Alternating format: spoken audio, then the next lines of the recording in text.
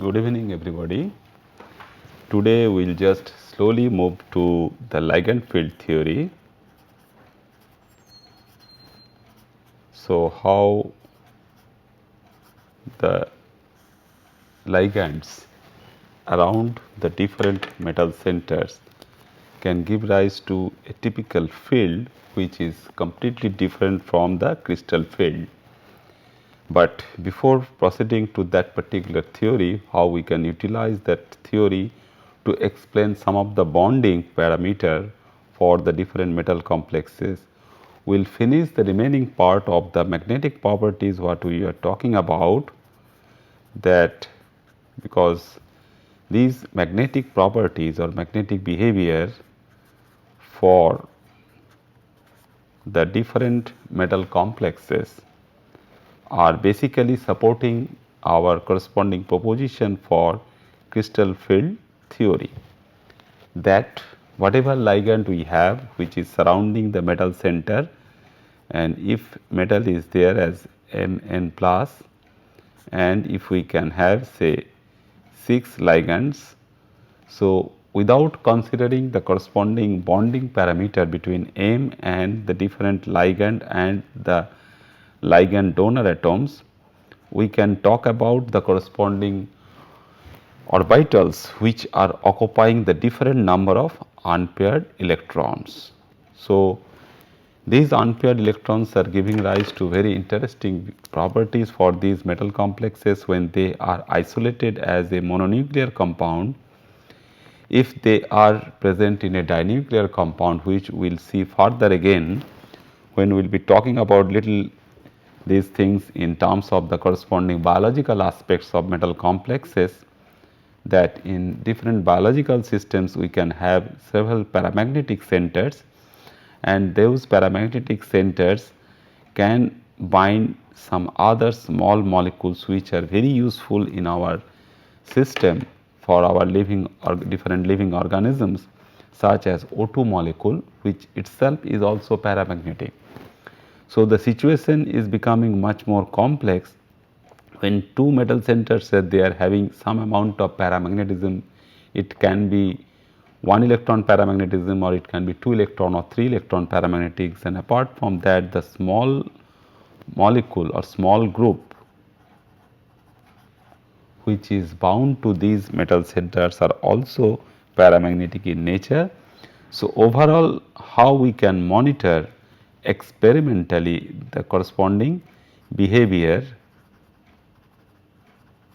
So, what experiment we basically propose for finding out that particular properties of these centers, showing that individual centers for the individual paramagnetism as well as the overall some interaction, such as in some case it can be antiferromagnetic or in some other cases ferromagnetic.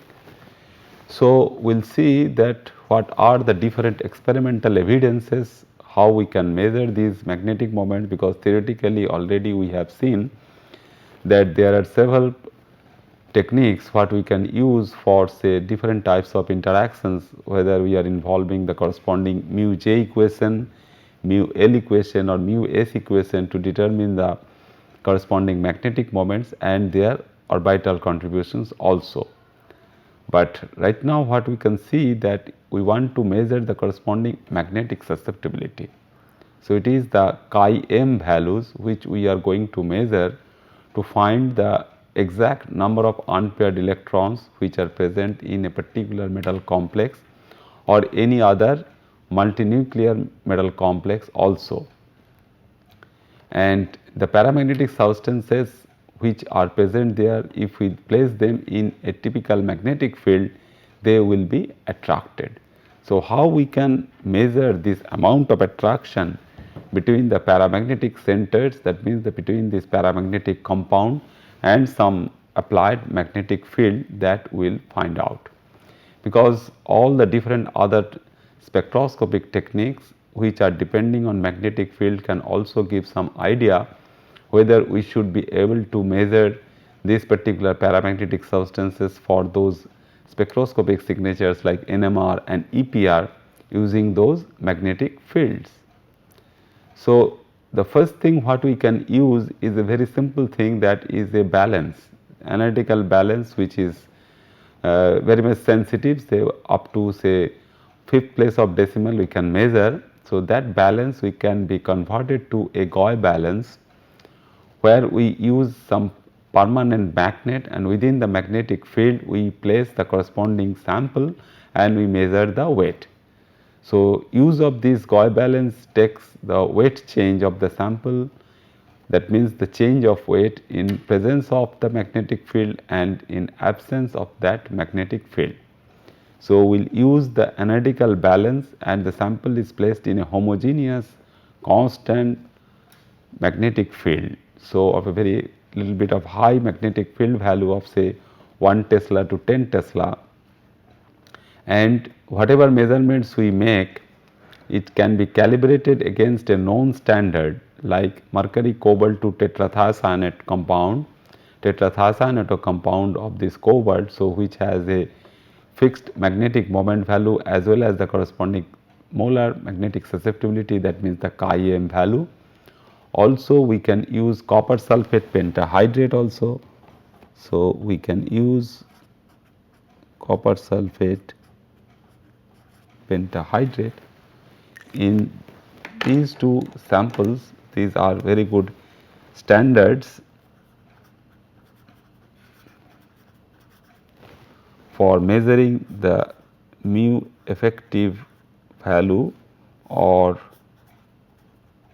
mu spin only value, because in this particular case what we know that it has one unpaired electron, and theoretically we can get the corresponding mu effective or mu spin only value for this copper sulphate sample, but also we can have some value for this corresponding molar susceptibility or gram susceptibility values. So, we just simply compare the corresponding chi-g and chi-m values when we take certain amount of this copper sulphate solution, and in a uniform measuring technique, that means we take the corresponding tube which is known as the Gauss tube, and this Gauss tube is there, and which is once it is filled with the standard sample, and we take the two weights, that means one weight in absence of the magnetic field and one in presence of the magnetic field. Similarly, the same tube can be filled with the next time can be filled with the sample. So, this is for standard and this is for the sample itself, and there also we have two weights, the W1, W2, or rather we can consider it as W3 or W4. So, using these four weights W1, W2, W3 and W4, and by knowing the corresponding chi-g values for this copper sulphate, we can determine the corresponding mu effective value or the mu spin only value for the unknown sample what we are going to measure in the solid state in the powder form. So, this particular technique is useful for solid powdered sample. We cannot go for anything which is in solution or some other thing when we measure the corresponding biological samples which are always present in solution.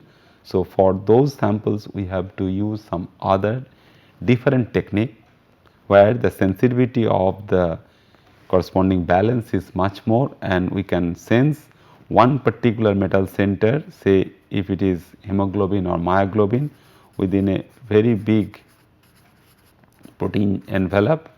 So, protein chain is there which has a very high molecular weight, several thousand kilodalton, and we have to sense this particular paramagnetism which is trapped inside the macromolecular chain of the protein structure.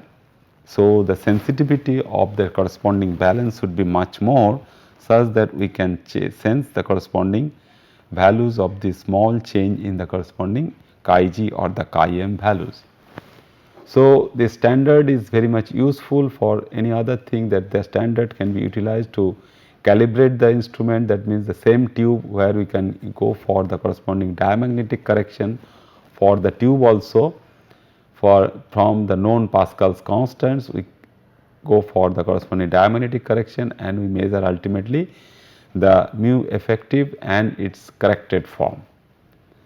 So, it basically measured the Gauss balance. What we can have is used to measure the magnetic susceptibility, that means the chi g, and which when multiplied by the molecular weight we get the corresponding chi m value.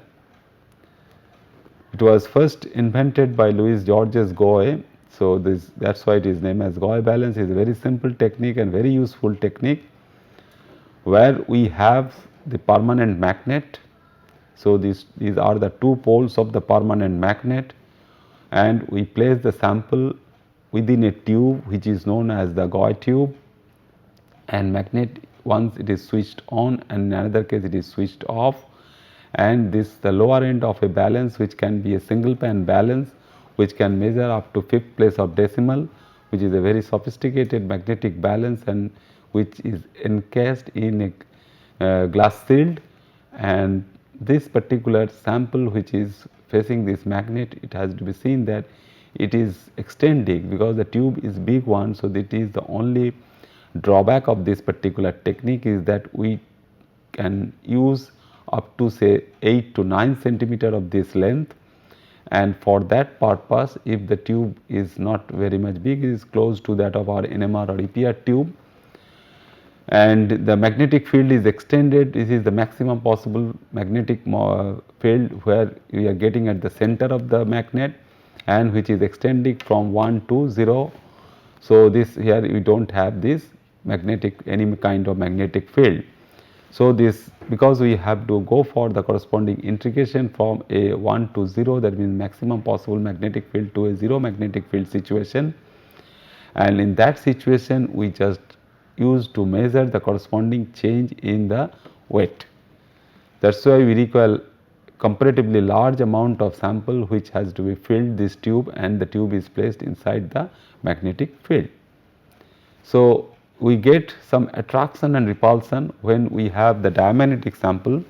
The diamagnetic samples get repulsion by the magnetic field, and when we have a metal complex and even it is bound by several such ligand centers, and if the ligands are very big and is also it can have this several steric crowding and it can have several other atoms. So, this ligand part is also diamagnetic. So, within a diamagnetic host or diamagnetic envelope, we just simply go for the measurement of this corresponding paramagnetism which is originating from the metal center for the complex. So, for that also one is tube, the tube what we are used for measuring, and two is the ligand part. These two we have to use for the diamagnetic corrections, and for that standard tables are there, and which are Pascal's constants, and those Pascal's constants are used to go for this corresponding corrected chi m and the chi g value to determine the corresponding mu effective value after this correction is known as the mu effective corrected one. So, within the magnetic field when we place the sample, there will be a change in apparent weight of the sample when the magnetic field is turned on. So, that is the basic principle behind this simple technique of Gauss balance for measuring the paramagnetism of these metal complexes.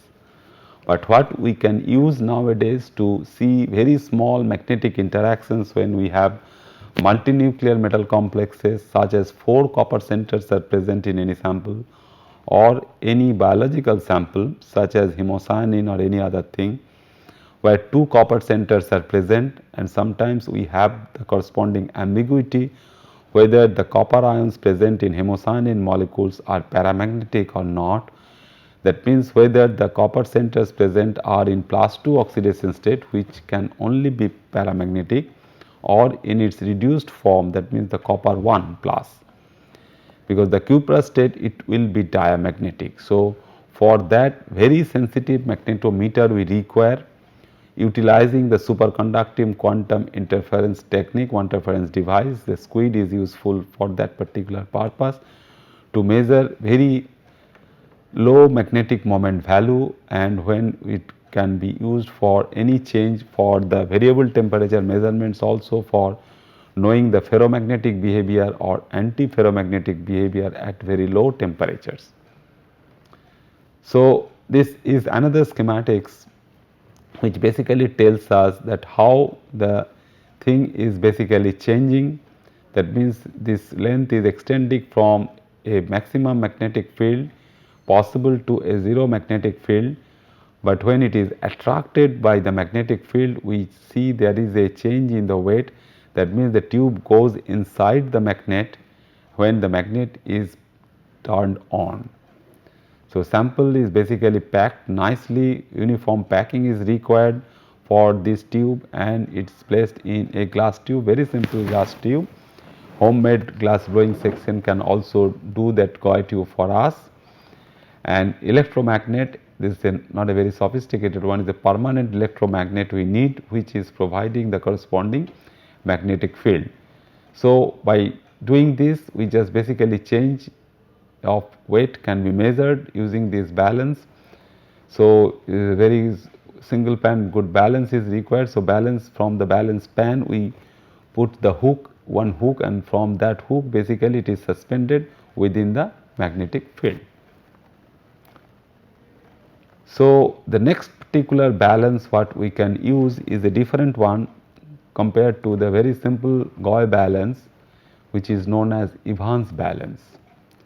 So, in this particular technique the balance is a different one, where we can consider it as a torsion balance, is not a simple single pan balance what we use from certain good companies like Mettler and others, where a single pan balance is very much useful to measure any quantitative determination of weight change up to 4th or 5th place of decimal. So, in this torsion balance a sample is placed in a fixed position and a variable secondary magnet is utilized to bring the magnet back to its initial position.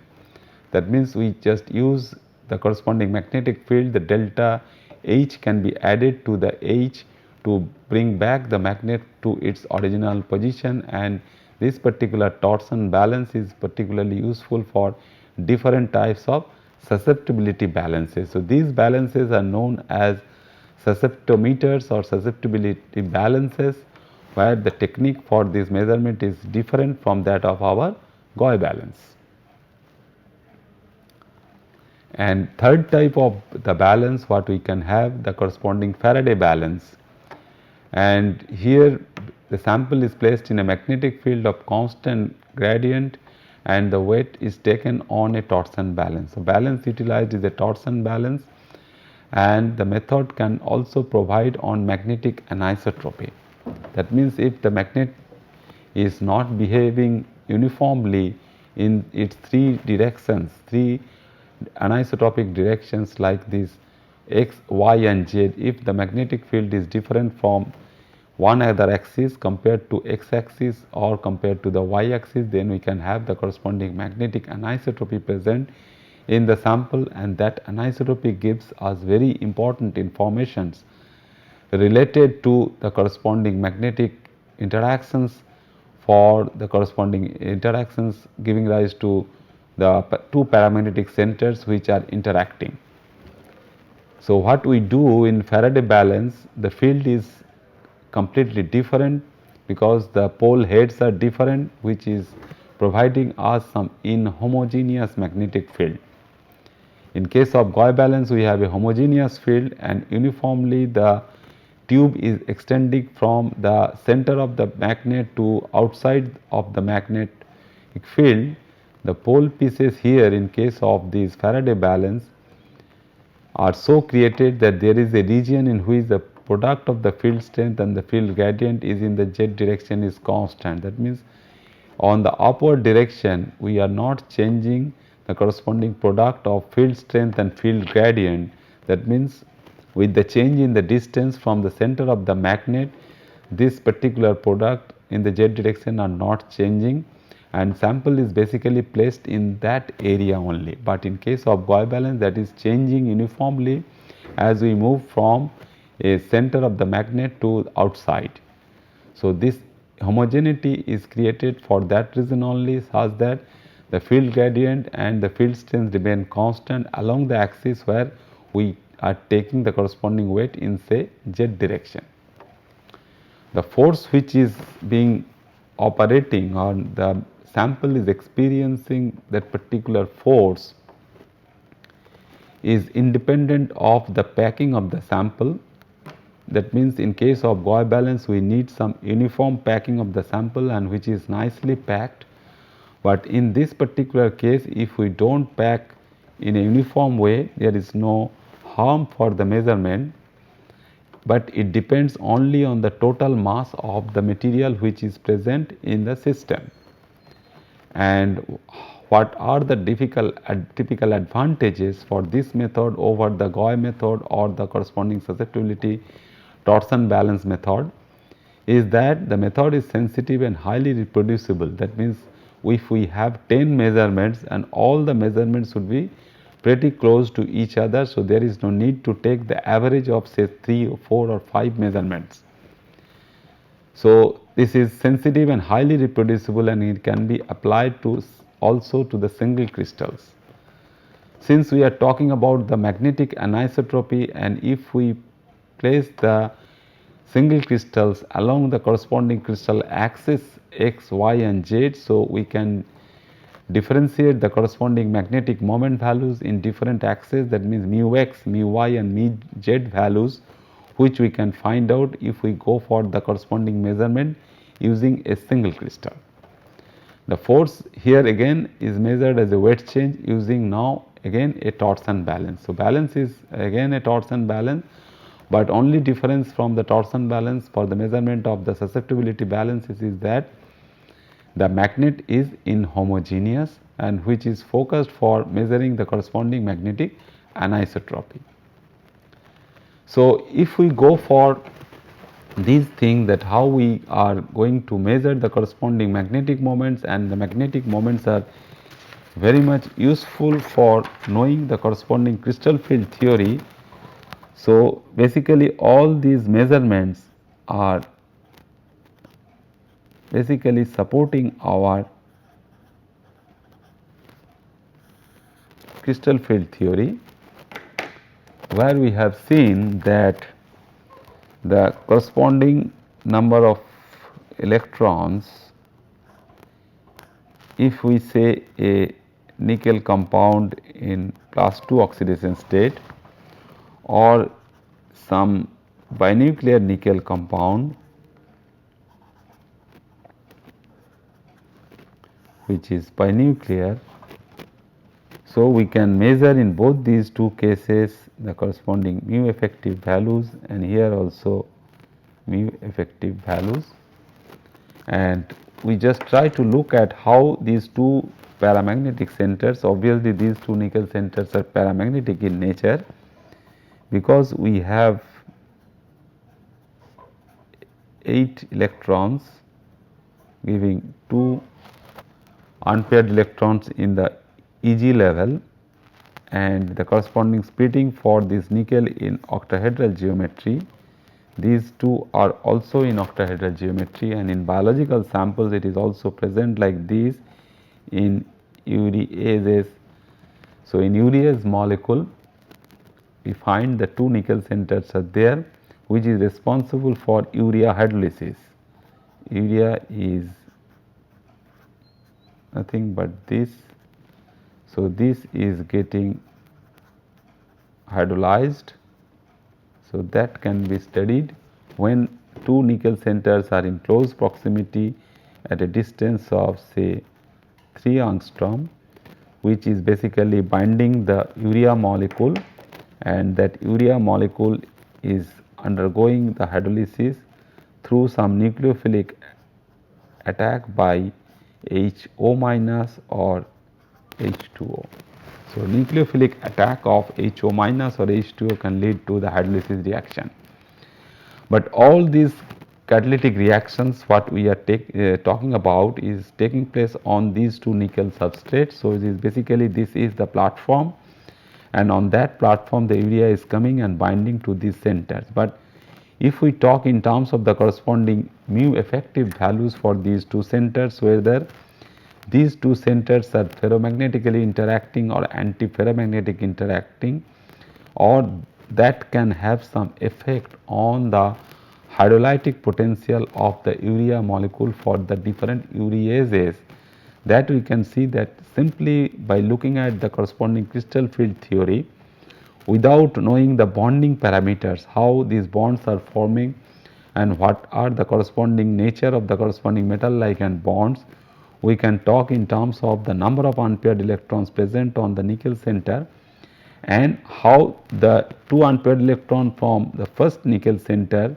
which we can also consider as nickel A, and the nickel B, the second one, and how they are interacting, that can also be very nicely explained or determined in terms of the corresponding crystal field theory, because this theory tells us that we are not focusing much attention on the ligand charges or the point charges or the different dipoles which are surrounding these particular metal centers. So, we are not talking anything related to the corresponding nature of this bonding with this nickel center for the different ligand donor atoms. So, crystal field theory therefore only focusing our attention or taking us to consider these ligands as only to point charge or the dipole only, and does not take into account of the overlap of the ligand and the metal orbitals. So, these are basically the limitation of the crystal field theory, where we are not considering any kind of overlap of ligand and metal orbitals. So, that basically gives us some idea that when we talk these in terms of the crystal field theory and considering the ligands as point charge or the dipole only, what we see that we are not considering any kind of overlap between the metal and the ligand orbitals. So, if we have two centers such as this two can be nickel 2 or copper 2. So, when these are bound, so in this particular case, in case of urease, it is bound by a carbamate unit. So, if we consider that we have two unpaired electron on the first copper and two other on the second copper, and if we think of the interaction which can be say ferromagnetic,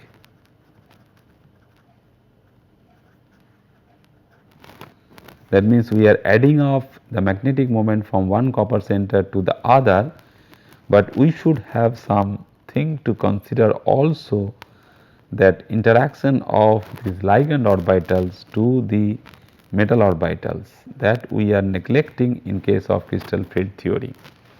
So, if the super exchange is taking place through the bridging ligand for this corresponding magnetic behavior, whether it is ferromagnetic in nature or antiferromagnetic in nature, we should consider the overlap of the orbitals of M and L. So, we should consider the overlap, but which we are not getting from the crystal field theory. That is why this is the typical limitation of the crystal field theory, and we should modify this particular theory for considering this particular overlap.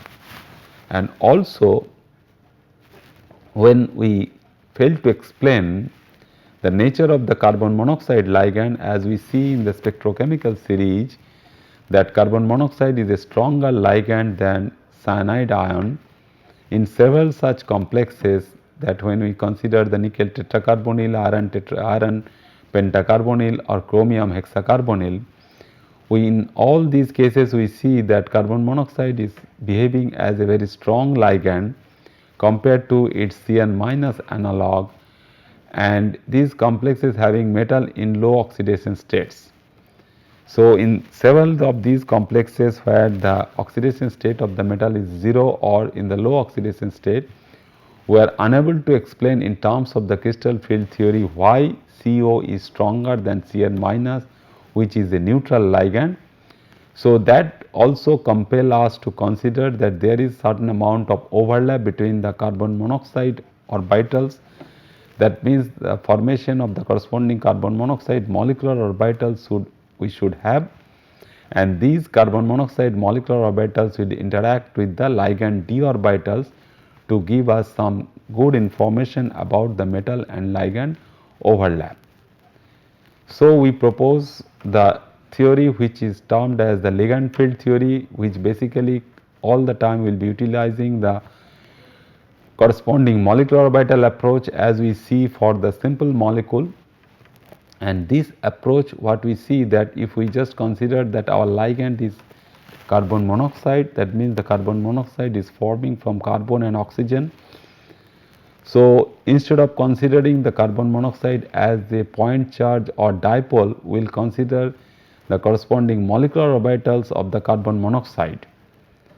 And these carbon monoxide ligands we can use as utilizing their hybrid orbitals or the pure s orbital, which are pointing towards the metal to form the corresponding sigma bonds to the metal. So, today we just simply start our discussion by considering that only sigma bonds are forming between metal and ligand, where the theory can be considered as a ligand field theory, which is basically a admixture of molecular orbitals of the ligand and the corresponding pure orbitals or hybrid orbitals of the metal center, giving rise to the different orientation of the different bonding as well as antibonding orbitals. So, arrangement of these orbitals in different energies and their corresponding occupancy for the unpaired electrons will tell us the corresponding theory as the ligand field theory. And what we have ignored in crystal field theory, that the nature of the ligand, slowly we will just go towards this theory that now we have to consider the nature of the ligand, whether the ligand is carbon monoxide or Cn minus or N3 minus or SCN minus. So, they all have different types of hybrid orbitals available for donation to the metal center. Since we have ignored this nature of this ligand, we are unable to explain in terms of crystal field theory the corresponding spectrochemical series. That means why some ligands are in the strong field ligands and whether others are weak field ligands, though the interaction is not purely electrostatic in nature. So, we just use the typical molecular orbital theory what we know so far for simple molecules, simple covalent molecules like carbon monoxide, like cyanide, like thiocyanate, like azide. Will utilize that molecular orbital theory for the getting the corresponding LFT or ligand field theory. Now we have the different valence orbitals on the metal and ligand are used to form the different salks. Salks are nothing but symmetry adapted linear combinations. So, we have now the different salks. So, this is nothing but we are now talking with the symmetry, which is very important. That means whether we are talking a corresponding metal complex. So, that is why we are talking so much about the symmetry of the metal complex, whether it is tetrahedral, whether it is octahedral or square pyramidal or trigonal bipyramidal. So, those symmetries are very important because those symmetries will dictate that corresponding adaptation. So, it is symmetry adapted linear, the combination is only linear combinations. So, symmetry adapted linear combinations of the different orbitals. So if we have those orbitals, so symmetry will dictate a particular type of linear combination, and that combination will give us, these are our new molecular orbitals for the complex. So if they are coming out from the ligands, we have symmetry adapted linear combinations of those orbitals coming from the ligands, and also from the metal center we are having large number of other orbitals, say s orbital, p orbital and the d orbitals. So these s, p and d orbitals can form also some amount of symmetry related molecular orbitals for good overlap with the ligand orbitals. So we will be utilizing these valence orbitals as the different salks, and then we will utilize the preliminary energy level diagram and overlap consideration for knowing the relative energies of the molecular orbitals for their estimated form. That means whether the energy is higher or lower, that we will just simply guess from these combinations. That means whatever we are getting, whether we are getting some as bonding orbital or some as the corresponding anti-bonding orbitals. So two types of bonding we will consider in this particular theory. One is the typical sigma bonding, which is sometimes very close to that of our crystal field theory when these interactions was purely electrostatic, but now we will have direct overlap between the metal and the ligand orbitals, and if there is a head on overlap, we will be talking in terms of the corresponding delta sigma bonding, and the ligand has a single valence orbital. So if we have some sigma bonding orbitals available on the metal center, so ligands will have some symmetry related combinations of the different orbitals available on the ligand, or sometimes the pure orbital, say p orbital, the p orbital which can be considered as its valence orbital and which is directed towards the central metal atom to give us the corresponding overlap for sigma bonding. Similarly, what can happen for our pi bonding also? So we will get the typical pi bonding also, because this pi bonding can now modify the corresponding nature of this metal ligand interaction differently. So that is why we are getting this information that why carbon monoxide is a stronger ligand than cyanide. So when the ligand has a field orbital of pi symmetry, which is important, so far we are not considering anything related to that, the ligand field orbital of pi symmetry we are not considering. So if it has a field orbital of pi symmetry around the ml axis, so those electron density can be donated to the metal and we can have the corresponding metal ligand pi bond. So not only sigma bond, which can be considered as a single bond, we can have a multiple bonding between the metal and ligand to give rise to some kind of pi bonding also, like the formation of ethylene and acetylene. That means multiple bond is also permissible for this system, where we can have both sigma as well as pi bond. So these are the two pictorial representations which typically tells us that how sigma bonding can take place, where the metal orbital, which is the typical dz square orbital having two lobes directing towards the z axis, along the z axis. So if the ligands are approaching along the z axis, we find head on overlap between the metal dz square orbital and the ligand pz orbital. So these are the ligand pz orbitals. These ligand pz orbitals are also facing the z direction. So that is why we will have good overlap with the ligand pz orbitals with that of the metal dz square orbital. So the metal dz square orbital, which we have seen in case of the corresponding magnetic moment and the spectroscopic term, that they are basically sometimes they are not contributing much towards the corresponding magnetic moment, but when we are considering the corresponding sigma bond, they have the typical sigma symmetry. That means the orbitals, the Eg set of orbitals in OH symmetry have the matching sigma symmetry with respect to the overlap with the pz orbitals of the ligand. So if we have ligand along the z axis for an octahedral symmetry. So along this direction we will have two ligands.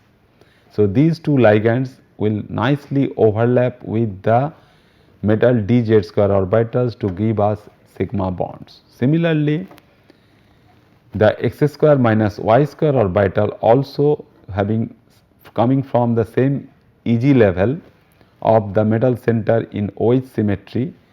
So these two orbitals are also nicely giving us the corresponding sigma overlap. So when they are in x square minus y square symmetry, so they also go for some head-on overlap with the ligands coming from x and y direction. So these two orbitals are well matched for giving us the corresponding sigma symmetry for the formation of the sigma bonds to the metal complex in octahedral symmetry. So utilizing this Ligand field theory, we describe the bonding, the orbital arrangement, that means how many of them are bonding orbitals and how many they are antibonding orbitals, and what are the corresponding separation between these orbitals, and whether those are matching for the corresponding spectrochemical series that can be obtained from this theory, which are therefore characteristic, that the bonding parameter and the orbital arrangement thing, which are characteristic for all the different types of coordination complexes. And now if we arrange 6 ligands around the metal complex in octahedral geometry, we will have 6 sigma bonds facing 2 each from the 3 axes x, y and z. So the 6 sigma donor ligands, how they are forming, because the molecular orbitals will be formed by coordination result from the donation of 2 electrons by each of the 6 sigma donor ligands. So if we have 6 sigma donor ligands along the 6 axis of the octahedron to the d orbitals on the metal ion, we find that in case of octahedral complexes, the ligands will approach along x and y and z axis, and the sigma symmetry orbitals form bonding and antibonding combinations with the dz square and dx square minus y square orbitals only, because these two orbitals are only pointing towards the 3 axis. So if the combination is there for sigma symmetry, we will have sigma bonding as well as sigma star, which can be considered as the antibonding level. So these two orbitals will be utilized for the sigma bonding for these metal complexes in OH symmetry. But what about the T2G set? The T2G sets of orbitals, that means the dxy, dxz and dayz orbitals, will remain as non-bonding orbitals, because they are not facing directly to the ligand systems, that means the ligand orbitals. So they will not have any interaction with the ligand orbitals, and some weak bonding or antibonding interactions can take place with the s and p orbitals of the metal ion, and we will have a total of 6 bonding and 6 antibonding molecular orbitals. So we will have non-bonding orbitals, and then we can have the corresponding involving the s and p orbitals. So we will have 1s, 3p, so 4 orbitals and plus 5 of the d orbitals. So all these d orbitals can give rise to the corresponding 6 bonding and 6 antibonding molecular orbitals for the system. So what we get, that 6 ligand donor orbitals collectively form a reducible representation. So since we are talking the corresponding symmetry level, so for getting all these things we have to utilize the corresponding character table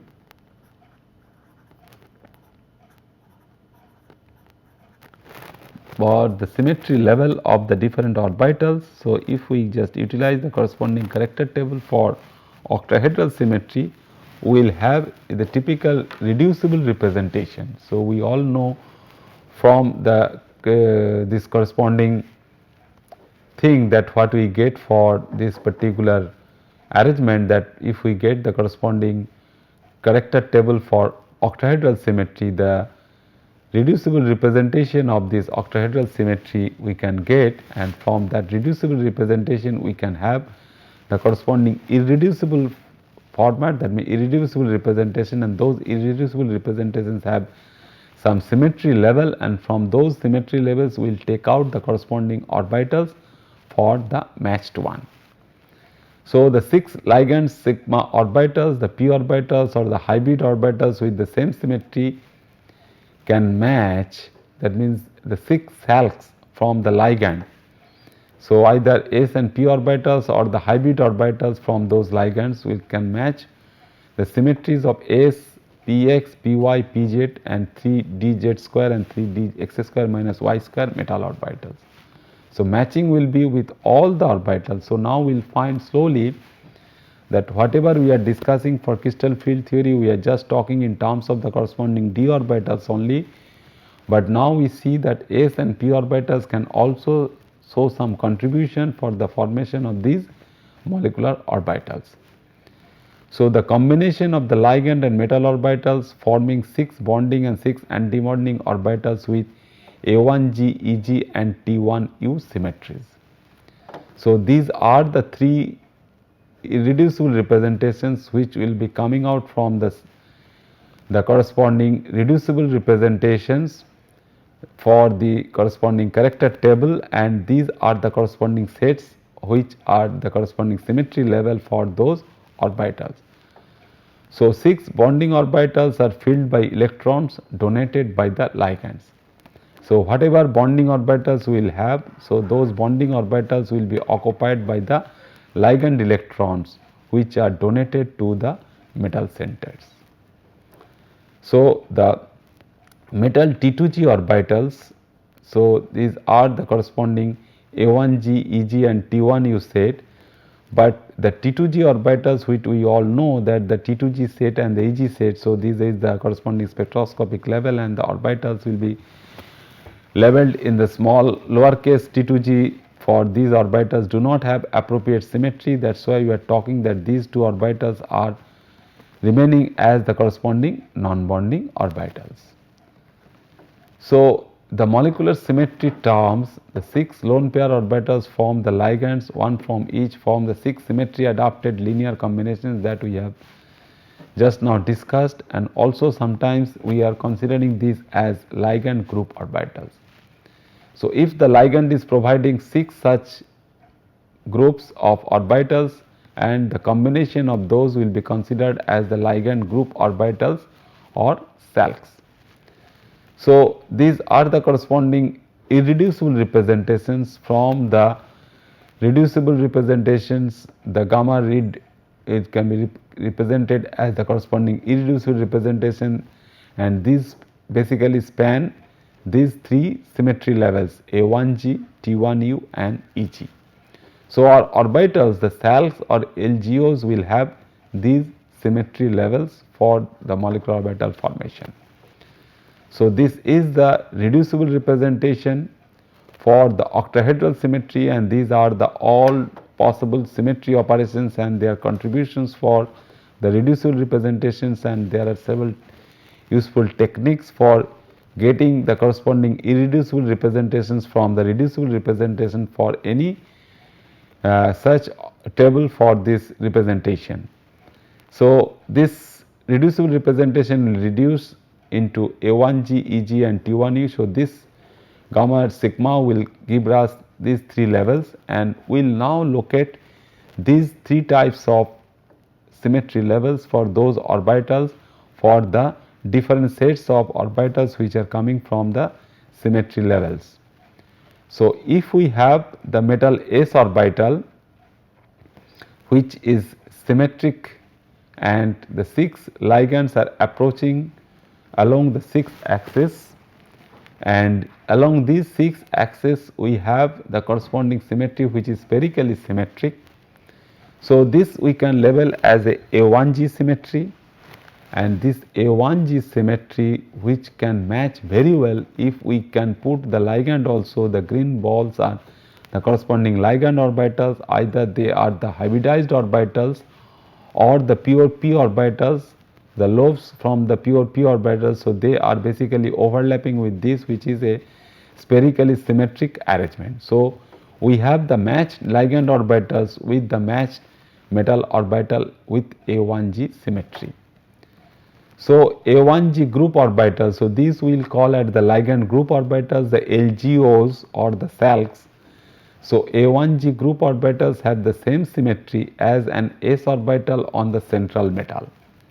So, if the central metal ion has the symmetry of A1G, then the ligand group orbital will definitely overlap with the A1G symmetry of the metal orbital. So, that gives us for the first time that it is completely opposite for that what we are talking in terms of the crystal field theory, that here we are just considering the symmetry level as A1G, and s orbital is also coming into the picture for this typical hybridization, and this s orbital can also have some overlap with the ligand orbitals of same symmetry.